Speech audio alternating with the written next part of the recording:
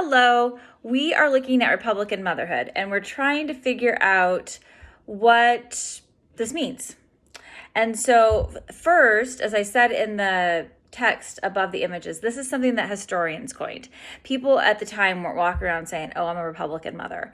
But historians look at sermons, they look at letters, they look at images like I put here in the lecture, and the way that women are written about or depicted, historians coined that phrase, Republican mother. And as you saw above, women aren't going to get access to, the vote, at least, there's a few decades they're going to have it in New Jersey, but otherwise they don't get access to the vote. They're not going to get ownership of their property. But this concept of Republican motherhood is going to have some important consequences. So first, I've given you 3 images here.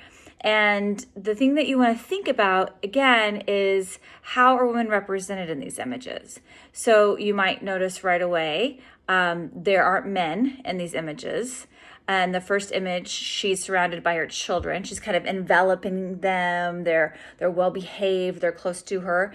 It's indicated here that these are her sons. In the second image, this one is kind of more symbolic. The woman is holding a cup and feeding it to an eagle, sort of representing the idea that a liberty provides sustenance. Women as liberty provides sustenance to the new nation. And then in the last image you have there, that is an early abolitionist piece.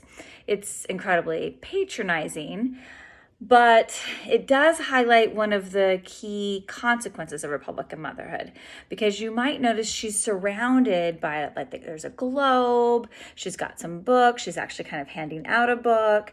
And so this is the aha of Republican motherhood, is the idea here is that women are providing direction and sustenance for the new nation. And the way they can do that is as mothers. As mothers, women can raise their sons to be good Republican citizens.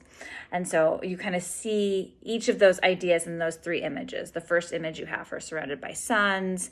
The second image, liberty, is, dispensing, sustenance, but maybe knowledge and, the form of nourishment to the new nation, represented as an eagle. And then they're finally, the only way she can do this, the only way that a woman could succeed in raising her sons to be good citizens in the new republic is if she herself has an education. And so, initially when you hear about Republican motherhood, you probably think, well, big deal, right? We've seen women as mothers before, but the big deal is it's being acknowledged, it's being recognized, it's being praised in images and songs and sermons and letters.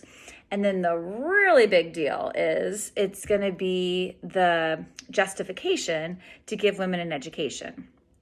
They're not going to get the education that their brothers are getting, but some education is better than no education. And it's going to be, it's going to be that foot in the door. It's going to be like that stepping stone. All right. You've got a link there that also kind of helps explain Republican motherhood a little bit further in terms of some of the implications. So go ahead and check that out.